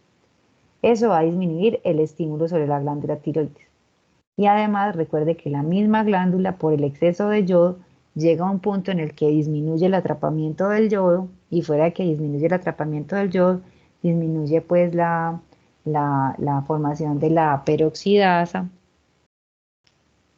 del peróxido, perdón, de hidrógeno, y entonces va a disminuir también las otras funciones, ¿cierto? A nivel de la formación de la hormona. Entonces, pues disminuye el tratamiento y disminuye las otras actividades. Entonces, se va a generar, este es un proceso donde la persona va a pasar de estar hipertiroideo a estar hipotiroideo, porque va a tener tanta hormona circulante que va a hacer eje de retroalimentación negativa, disminuyendo TRH y TSH. Y además la glándula también va a tratar de controlar ese exceso pues, de ingreso de yodo. Disminuye la actividad del NIS y también disminuye pues obviamente el atrapamiento del yodo y disminuye las otras acciones para la producción de la hormona tiroidea. Por esa razón, esa persona podría ser inicialmente hipertiroidea, ¿cierto? Y luego podría llegar a ser hipotiroidea. Pero todo es por ¿qué? Por el exceso de yodo. Ah, ya. Es un doble filo. Sí, Bueno, exacto. Son acciones pues como que en consecuencia, que es lo que uno espera. Tengo más yodo, tengo más yodo, usted dice, se aumentó el yodo, entonces se aumentó el yodo, perdón, se aumentó el yodo. Si aumenté el yodo, voy a tener más cantidad de yodo que voy a poder fijar para formar la hormona tiroidea. ¿Estamos ahí? sí, es directamente proporcional al principio. Exacto, directamente proporcional al principio, pero después, como estás bien diciéndolo tú, Santiago, llegamos a algo y es inversamente proporcional, es decir, tengo más yodo, lo que va a pasar es que voy a tener menos estímulo del eje hipotálamo hipófisis a la glándula tiroidea, entonces empiezo a entrar en un hipotiroidismo y además la glándula también puede disminuir ese atrapamiento de yodo porque ella tiene esa capacidad de hacer también ese control inicial inicialmente, ¿cierto? Es un control pues de corta duración, pero puede generar también ese control. Entonces disminuye el atrapamiento de yodo, por ejemplo, y disminuye pues las otras acciones de formación de la hormona. Entonces mire que pues el que consuma este tipo de sustancias debe también conocer qué es lo que le puede suceder a nivel corporal. Profe. Sí, Manuel. Tú nos hablabas de unos procesos de autoinmunidad donde los receptores para la TSH estaban como activados todo el tiempo. ¿Eso hace parte de alguna enfermedad o cómo se llama eso? Sí, el hipertiroidismo, enfermedad de Graves, y eso es lo que vamos a ver posteriormente. Es un proceso de hipertiroidismo. Entonces, por ejemplo, si tú tienes un aumento de la acción de esos receptores, pero por acción de los anticuerpos que actúan sobre él, ahí hablaríamos de hipertiroidismo por autoinmunidad y principalmente, pues el principal exponente de esa fisiopatología es la enfermedad de Graves. Y lo vamos a ver pues esta semana. Pero es curioso, o sea, ese proceso de autoinmunidad después no crearía como inflamación y antes llevar a un hipotiroidismo como por daño o algo así. Pues inicialmente lo que tienes es un estímulo permanente de la glándula. Entonces vas a ver que al principio lo que vas a tener es una acción exagerada y producción de la hormona tiroidea. Lo que pasa es que entre tanto la acción de esta hormona a nivel corporal aumenta, pone en riesgo a la persona y probablemente pues la glándula llegue, como tú estás suponiendo, llegue un momento en el que pues la glándula no pueda responder más, pues porque se empieza a deteriorar por el exceso, ¿cierto? Por el exceso de esa producción de esas hormonas tiroideas, eso tiene algunos efectos, entonces podría suceder algo como lo que te estás imaginando, pero entre tanto eso sucede y pues la persona sigue produciendo todas estas hormonas, los cambios fisiológicos ya son tan graves, la parte ya fisiopatológica es tan grave que pues puede estar amenazando hasta la vida de la persona, entonces obviamente se busca es hacer un tratamiento para garantizar que esa glándula pues deje de producir ese exceso de hormona, sin que llegues pues hasta lo que estás pensando de que sea un uso excesivo y un desgaste de la glándula como tal por la producción de la hormona tiroidea. Sí, sí, no, mi pregunta iba más como enfocada a que si esa autoinmunidad no puede inducir inflamación y daño, pues, pero por la misma autoinmunidad, pues no sé. Pues mira, lo que pasa es que es un proceso autoinmune porque es un anticuerpo que se dirige contra el receptor de la TSH. Entonces lo que yo te decía es que sí, la glándula trabaja y trabaja, trabaja y trabaja de manera constante, constante, constante, pues también puede llevar a que la glándula vaya deteriorándose con el exceso del uso. Pero aquí estamos hablando de que es un fenómeno autoinmune porque hay un receptor, hay un anticuerpo contra un receptor y es un anticuerpo que estimula al receptor. Entonces, en ese caso, estamos hablando del proceso de autoinmunidad. Otra cosa es que nosotros tengamos anticuerpos dirigidos contra péptidos o contra antígenos de la glándula tiroidea. Pues antígenos no, contra proteínas de esta glándula tiroidea que no deberían ser reconocidos como extraños y se reconocen como extraños. Y que esos anticuerpos dirigidos contra algunas de estos péptidos que están presentes en la glándula llegan a ser un proceso de un proceso inflamatorio con un proceso de destrucción de la glándula. Ahí estaríamos hablando de una tiroiditis de Hashimoto. Eso llevaría a un hipotiroidismo finalmente. Porque ahí sí tendrías destrucción de la glándula como tal, porque tendrías anticuerpos dirigidos contra proteínas que están presentes en la glándula y eso genera que tenga una actividad ya de linfocitos, actividad dependiente de anticuerpos, citotoxicidad dependiente de células, etcétera, etcétera, etcétera, que también lo vamos a ver en la parte de fisiopatología. Pero si esa era la pregunta, pues ahí tienes una respuesta parcial, un anticuerpo contra el receptor que lo que hace es que lo estimula, y en el otro caso son anticuerpos contra péptidos específicos que tiene la glándula tiroidea internos y que permiten también la destrucción pues de esa glándula a largo plazo porque generan inflamación. Sí, pero me queda claro. Muchas gracias. Ok, entonces en fisiopatología volvemos y vemos eso. Chicos, Profe, señora. si por ejemplo alguien sufre de un hipotiroidismo y se le da como complemento de pues la T4 creo que es la que se da oral, ¿esto es de por vida o esto tiende a regularse? Depende del proceso que tenga Verónica. A veces tienes una persona que empieza con un proceso de hipotiroidismo. Tú empiezas a hacer el reemplazo de la hormona tiroidea y la persona lentamente recupera su función tiroidea. Entonces hablamos de que se convierte en eutiroideo. En ese momento tú vas desmontando la hormona que le das de manera exógena, la levotiroxina, la desmontas y ya dejas la persona que continúe normalmente. Hay otros casos donde tú empiezas a dar la hormona, a hacer el reemplazo, pero no logras que la persona, como que no se logra que la persona vuelva a recuperar pues esa función normal, no llega a ser eutiroideo. Entonces son personas que ya siguen recibiendo la hormona tiroidea de manera permanente. Pero sí puede darse en algunos casos que puede haber una recuperación y la persona vuelva a estar eutiroidea. Muchachos, miren, fuera de lo, señora. Yo tengo otra pregunta referente a esto. Sí. O sea, el hipotiroidismo y el hipertiroidismo, o sea, eso también puede ser algo congénito, porque por ejemplo en mi caso yo sufro de hipotiroidismo y lo desarrollé a los 14 años, entonces yo en ese momento pues no tuve como ninguna de las exposiciones que tú has mencionado como causantes de hipotiroidismo y todo esto. Pues ya habría que ver, Camila, usted qué tipo de hipotiroidismo tiene, porque puede ser por una tiroiditis de Hashimoto, etcétera, o pues de pronto tengas algo idiopático y que no hayan podido como reconocer qué pasó. Hay que mirar tu caso específico, pero recuerda que si tenemos, por ejemplo, el hipotiroidismo congénito, que acuérdate que es el que resulta en un cretinismo. ¿Recuerdan eso? Que hablábamos que son niños que nacen hipotiroideos y que si no se les da el reemplazo de la hormona quedan como cretinos. que son estos niños que tienen la macroglosia, retardo mental, compromiso pues en la parte de crecimiento y desarrollo.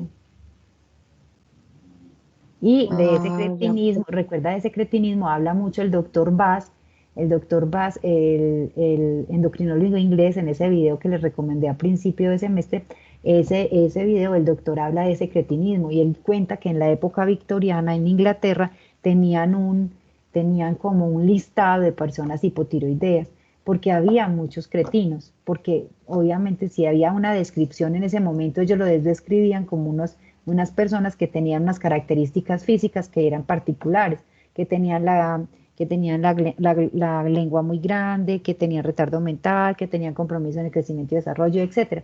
Ya luego, con los descubrimientos pues, que se realizaron de la hormona tiroidea y demás, pues se describió que esos pacientes tenían cretinismo. Y por ejemplo en mi familia pues hubo un cretino, uno de mis tíos, el tío Elías, pues el bisabuelo no dejó que lo trataran en el hospital y pues por esa decisión pues poco acertada de mi bisabuelo, pues mi tío lejano, el tío Elías, pues quedó cretino muchachos y era una persona con un retardo mental tremendo, con la macroglosia, pues tenía toda una descripción y pues se convirtió en un problema pues para la bisabuela, pues porque había que cuidarlo mucho, imagínense. Entonces sí pueden presentarse. Ya la otra cosa, María Camila, es mirar en tu caso, qué fue lo que sucedió, ¿cierto? ¿Qué llevó a ese hipotiroidismo? Me imagino que pues si se han hecho todos los estudios y los descartes diciendo cuál pudo haber sido la razón, si fue autoinmune, si no fue autoinmune, si es idiopática, etcétera, ya ahí deberías tener la clasificación. Entonces yo me imagino que tú en eso sí debes tener pues muy exhaustivos tus estudios, porque tú estás muy joven. ¿Cuántos años tienes? 20, profe. Profe, lo Estás chistoso joven. es que mi abuela y mi mamá también lo tienen. Entonces, mira, cuando estamos hablando de ese tipo de hipotiroidismo, los vamos a ver más adelante. Recuerden que hablamos de la autoinmunidad. Muchas veces cuando tenemos en las familias esa presencia de hipotiroidismo, tal como lo estás describiendo, María Camila, por lo general son hipotiroidismos asociados a procesos de autoinmunidad y muy asociados, por ejemplo, al caso de las tiroiditis de Hashimoto y más porque se presentan más frecuentemente en mujeres, además. Entonces, pues son mecanismos que conducen a esa presencia, pues, o presentación, perdón, de hipotiroidismo. Entonces, en tu caso probablemente habría gran opción, de acuerdo a lo que estamos diciendo, solamente por pues, por epidemiología, más frecuente en mujeres. Se encuentra gran, pues, descripción, pues, como a nivel familiar, se describen varias personas afectadas por el hipotiroidismo y principalmente son mujeres. Entonces eso nos hace pensar que podría ser probablemente un proceso de autoinmunidad en el caso de tu familia. Profe, una pregunta. Ujú. Ya cuando, por ejemplo, una persona que sufre de hipotiroidismo y toma Eutirox y pues en sí tomando el medicamento nunca se le ha como mantenido controlada la tiroides, entonces hay veces que le sube mucho y tiene hipertiroidismo, a veces que se le baja demasiado y tiene hipotiroidismo. Y aparte, pues no sé si esto tenga algo que ver, también la presión mantiene, pues nunca es como constante, siempre mantiene, e inclusive se la tiene que tomar varias veces al día porque hay momentos del día que se le sube demasiado, hay momentos del día que se le baja demasiado. Pues mientras nosotros no logremos, muchachos, que pues para eso se hacen titulaciones y se va viendo pues cómo se responde la persona a las diferentes dosis de la hormona que le van suministrando. Pero si por alguna razón pues no vas a tener, no han podido como llegar a la concentración pues que se adecue a esta persona, pues obviamente vas a tener lo que vamos a ver enseguida, que son las variaciones en la parte de la funcional. Es decir, si tienes mucha hormona tiroidea, vas a tener hipertensión, vas a tener aumento de la frecuencia cardíaca, vas a tener aumento del gasto calórico, el consumo de oxígeno. Entonces, pues vas a tener unas características diferentes a cuando ya, pues, tienes poca hormona tiroidea, entonces vas a tener menos actividad metabólica, menos gasto calórico, menos utilización de sustratos de energía y pues la persona inclusive puede aumentar de peso, etcétera. Entonces ya depende, pues, si eso estaría muy apuntando a la parte de la función de la hormona tiroidea. Entonces, eso es lo que vamos a ver enseguida, chicos. O sea que ahí sería mirar como más o menos la dosis que le están dando. Por eso entonces los médicos tratantes van a empezar a hacer como titulaciones, van a empezar a mirar. Entonces hay unas dosis que se recomiendan de acuerdo a la edad de la persona, etcétera, y uno pues aplica pues como estas concentraciones, y si pues de acuerdo a las fórmulas, etcétera, no se logra, se va titulando, viendo en cuál concentración logra que la persona se le adecue más. Sí, pero tiene que hacerse eso. Chicos, para que no nos coja la tarde y alcancemos también, listo, no hay problema, chicos. Alcancemos también a ver como otras cositas. Recuerden, muchachos, que además pues de que a nosotros en el eje, pues tenemos los ejes de retroalimentación de lo que estamos hablando acá, recuerde que también podemos tener que pues que no haya sido directamente el eje de retroalimentación que estamos viendo acá, sino que de pronto otras sustancias puedan pues inhibir la TSH, ¿cierto? Que no se produzca la TSH. Entonces, ya sabemos que para el control normal de retroalimentación negativa están las concentraciones de T3, T4, y si se aumenta la T3, T4, pues va a ser un eje de retroalimentación negativa para disminuir la TSH, ¿cierto? Va a inhibir o disminuir la TSH. Eso es claro para nosotros porque es el aumento de la concentración de la hormona. Pero podemos tener otras sustancias que nos puedan disminuir o inhibir a la TSH. Entonces tenemos la somatostatina, acuérdese que es un inhibidor por excelencia, la dopamina, las agonistas de la dopamina, las altas concentraciones de glucocorticoides, o sea, cuando hay un aumento del eje del cortisol o usted está dando pues demasiados medicamentos glucocorticoides, también vas a disminuir la acción del eje tireotropo, va a disminuir la concentración de esa hormona tiroidea. Entonces están también esas otras situaciones. Acá estábamos recordando lo que pasaba con el exceso del yodo, que disminuía la actividad del NIS, disminuía el atrapamiento y por consiguiente disminuía todas las otras funciones. Por eso disminuía como control esa concentración de hormona tiroidea. Muchachos, en este punto sí es importante tener en cuenta lo siguiente. Si ustedes se dan cuenta, con lo que estábamos hablando aquí, hablábamos que si se aumenta la TSH, quiere decir que fue que la T3, T4 se bajó, ¿cierto? Que si se nos disminuyó la TSH fue porque la T3, T4 se nos aumentó. Si nos damos cuenta, ¿cuál es el punto de referencia de nosotros? TSH. Mírenme que nosotros estamos con punto de referencia a la TSH. Entonces, el marcador biológico que nos va a ayudar pues a determinar inicialmente si hay un hipotiroidismo o un hipertiroidismo va a ser la TSH. Y ustedes van a encontrar en los textos, voy para acá, ustedes van a encontrar en los textos información como esta, en la cual ustedes van a ver que esa TSH es el que nos va a servir de biomarcador. Entonces, es el que nos va a permitir que nosotros podamos definir si hay hipotiroidismo e hipertiroidismo. ¿Por qué la TSH?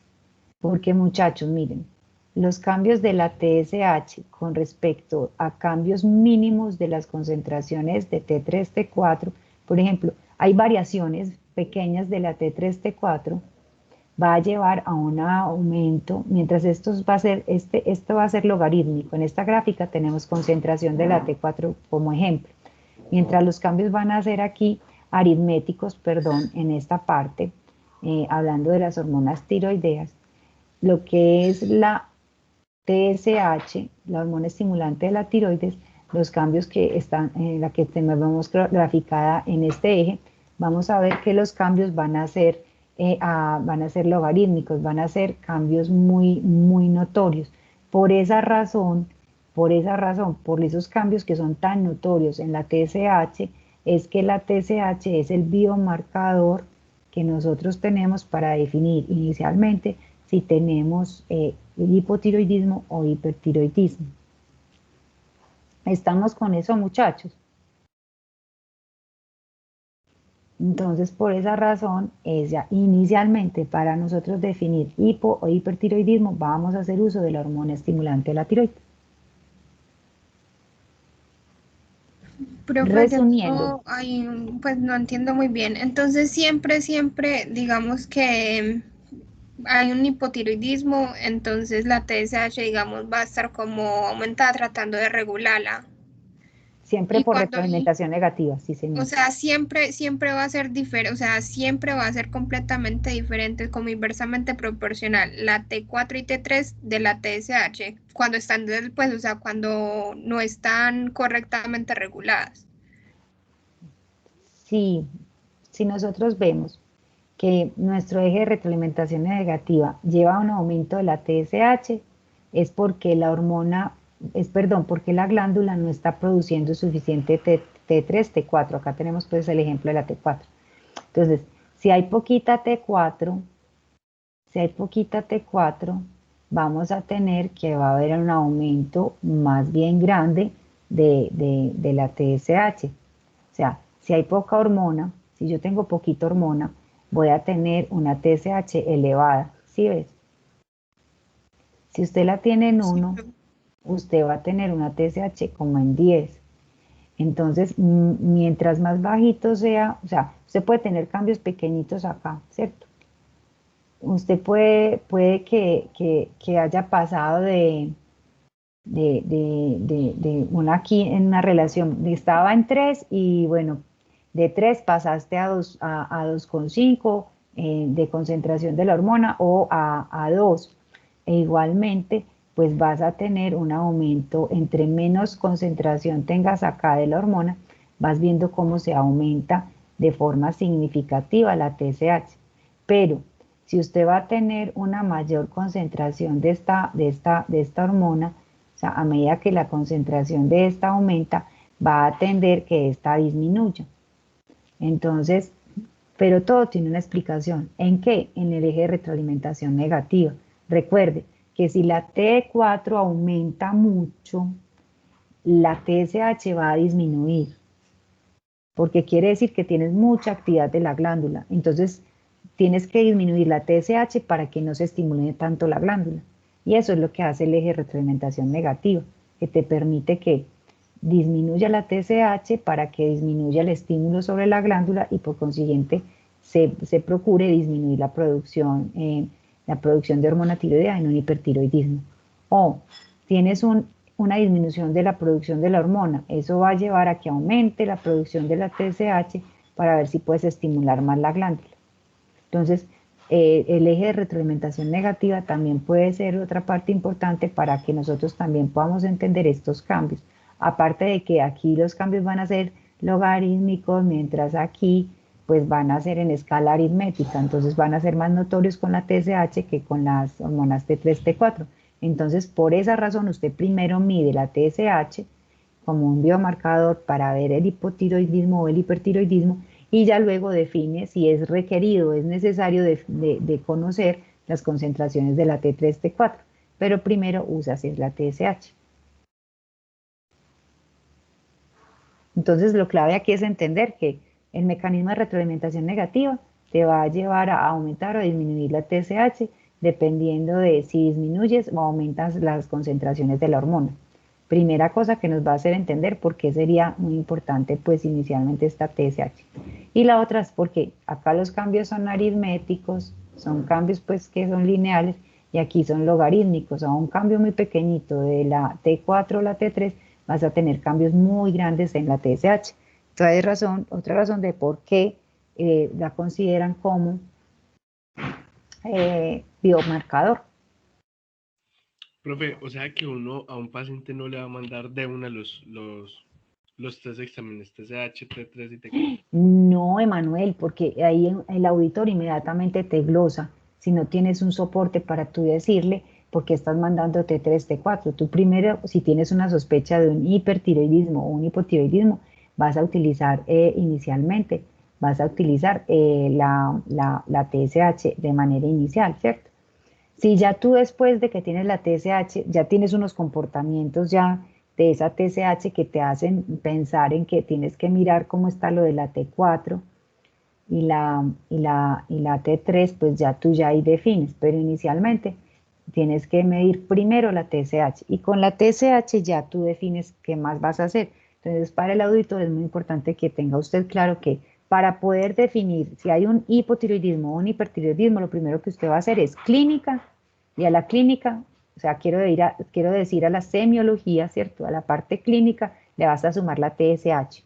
Entonces, por la clínica vas a justificar que tienes que hacer un examen de TSH para descartar un hipo o un hipertiroidismo. ¿Estamos? Sí, profe, ya. Súper bien. Recuerden que uno tiene que ser muy consciente de que no podemos gastar innecesariamente recursos del sistema. Ustedes tienen que ser muy juiciosos, tienen que justificar por qué están haciendo todo. Y para hacerlo, se basan ¿sobre qué? Sobre la fisiología y sobre la fisiopatología.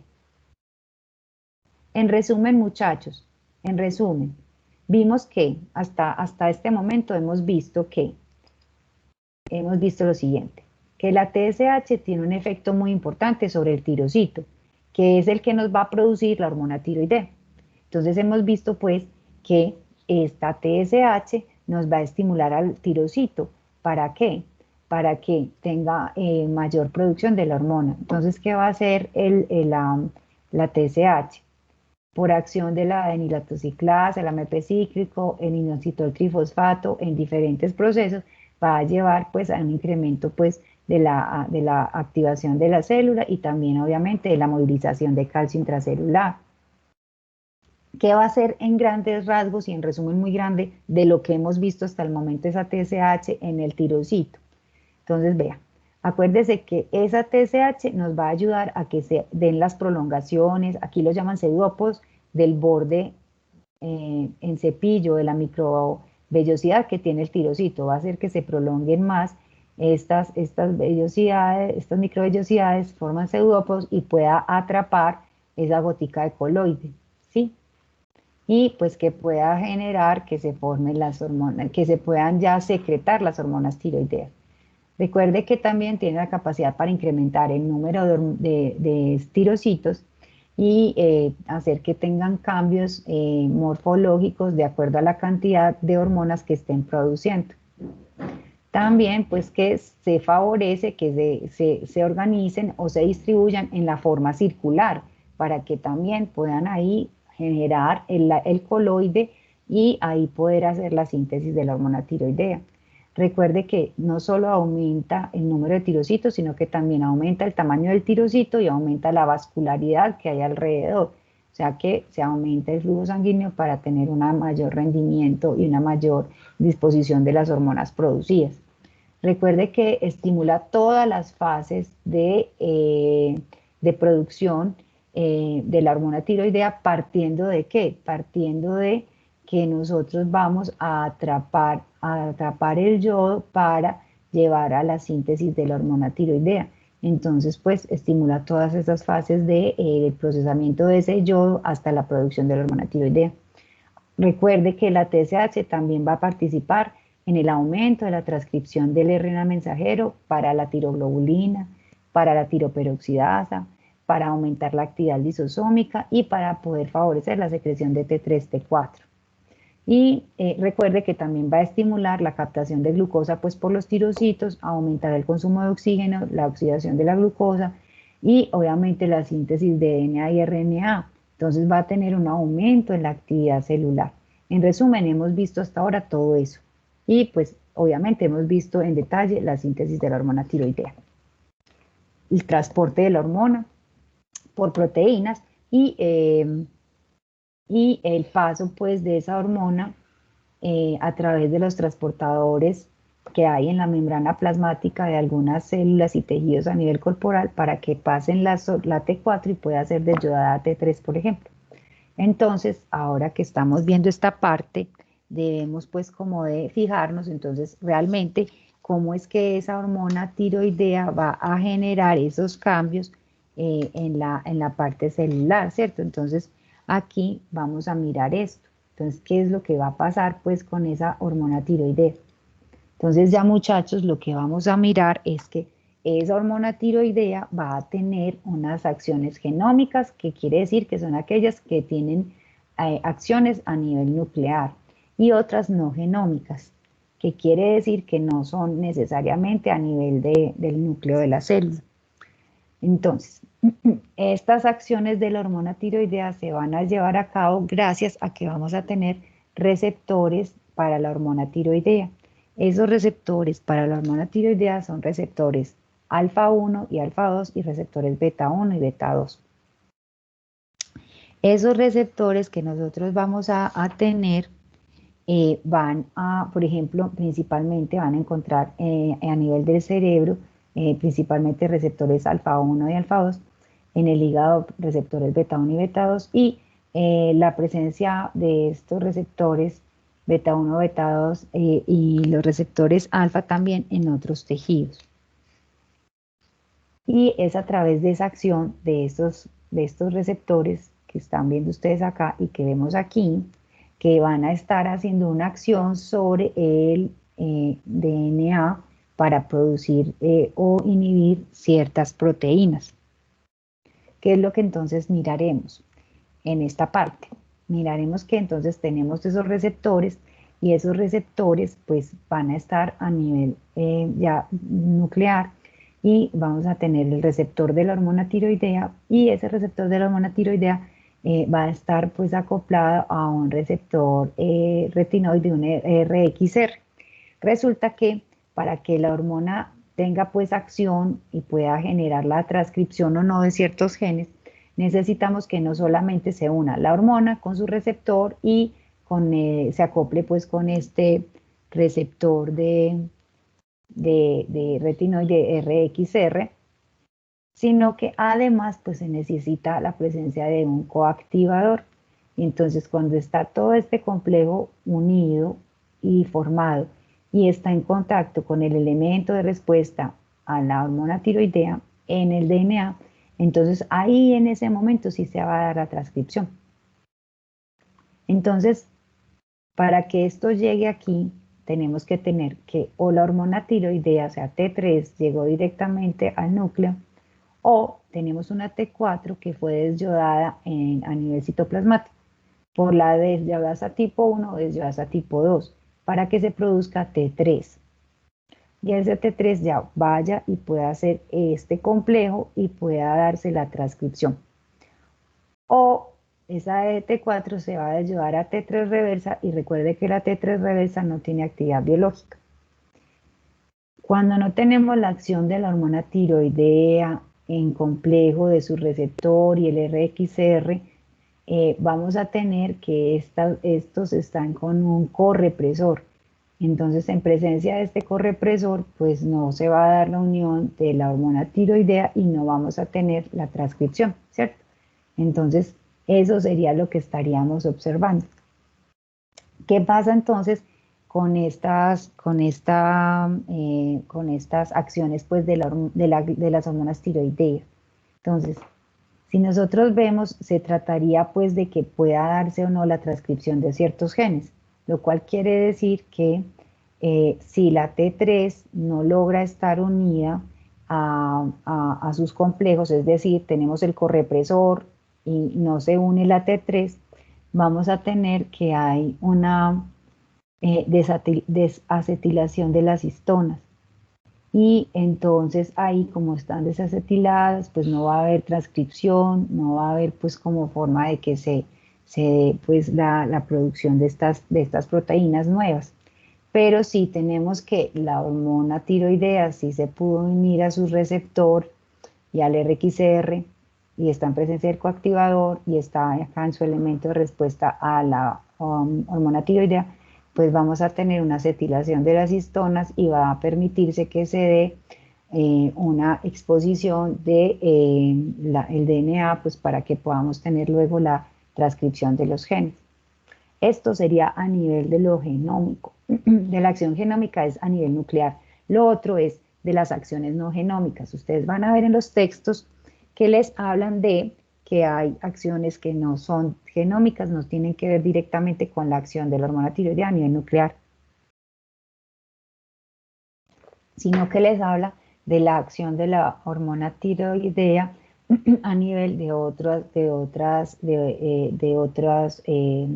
en otras partes pues de la célula, o por ejemplo, como este es el caso, que es uno de las integrinas, donde se dice que hay acciones no genómicas de la T4 y la T3, donde se pueden unir a esta integrina alfa 5 beta 3, que está involucrada en la angiogénesis, o sea, la neovascularización, formación de nuevos vasos. Entonces, este es un ejemplo de esas acciones no genómicas. En esas acciones pues, no genómicas mediadas por T3 y T4, vemos que aumento de la acción de las enzimas calcio ATPasa, de la adenilatociclasa, de los transportadores de glucosa, de proteínas mitocondriales, que puede ser esa parte de acciones no genómicas, y este ejemplo con esta integrina, que inclusive en algunos tipos de neoplasias se habla que esa actividad no genómica de la hormona tiroidea podría estar favoreciendo el que pues haya un mayor crecimiento de esa neoplasia, e incluso pues una mayor facilidad para que se den metástasis. Entonces pues este es otro punto de estudio pues para el control de algunas patologías pues neoplásicas. Entonces muchachos, eso sería como para que tuviéramos en cuenta en esas interacciones de la hormona tiroidea a nivel nuclear o a las acciones no genómicas. Hasta ahí vamos bien, chicos, de lo que estábamos hablando. Entonces, con respecto a las acciones, esto ya lo vimos, con los aspectos de las acciones de las hormonas tiroideas, pues sabemos que hay acciones en diferentes sistemas. O sea, que la hormona tiroidea se produce y tiene acciones en todos los sistemas, a nivel del sistema nervioso central, sistema respiratorio, cardiovascular, gastrointestinal, reproductor, a nivel de la formación y desarrollo fetal. Entonces, lo que vamos a hacer con la próxima, porque creo que ya no nos alcanza para mirar todo esto, vamos a mirar, muchachos, esa acción de la hormona tiroidea. Entonces, en esa acción de la hormona tiroidea vamos a mirar qué pasa con cada uno de los sistemas. Entonces, por favor, revísenlo. Por ejemplo, acá miramos un resumen donde nos está diciendo, vea, este es el tejido objetivo, en un resumen muy grande, pues esto es un resumen inmenso, pero me dicen, vea, ¿qué pasa en este tejido objetivo, en el corazón? ¿Qué efecto tiene la hormona tiroidea? Entonces, vamos para poder observar los efectos de la hormona, muchachos. Se sabe que la hormona tiroidea nos va a mantener en equilibrio, pero para poder ver de forma más clara la acción de la hormona, vamos a mirar qué pasa cuando aumenta o se disminuye. Entonces, por ejemplo, en el corazón, esa hormona tiroidea va a tener un efecto cronotrópico e inotrópico, es decir, va a favorecer el aumento de la frecuencia cardíaca cronotrópica y va a aumentar la fuerza de contracción del corazón inotrópico. Va a favorecer el aumento de receptores beta-adrenérgicos, va a favorecer o a sensibilizar esos receptores a la acción de las catecolaminas circulantes, o sea que va a sensibilizar pues esos receptores, entonces va a haber una mayor respuesta a esas catecolaminas, ¿sí? Va a favorecer una mayor progresión de cadenas pesadas de la miosina alfa, con una mayor actividad de la ATPasa, y eso en relación con lo que hablábamos del efecto inotrópico. Entonces, ustedes van a mirar dentro de las lecturas las diferentes acciones de la hormona tiroidea dependiendo de los tejidos blancos. Van a ver qué efecto tiene en esos tejidos blancos, ¿cierto? Y los principales mecanismos pues relacionados. Entonces, la idea es que para la próxima sesión, ustedes bien juiciosos revisen para que empecemos a ver cada una de las acciones.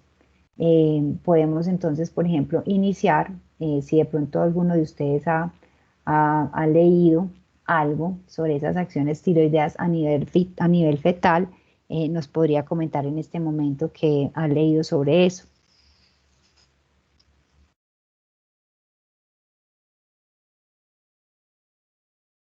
Sobre las acciones sobre el desarrollo fetal, muchacho.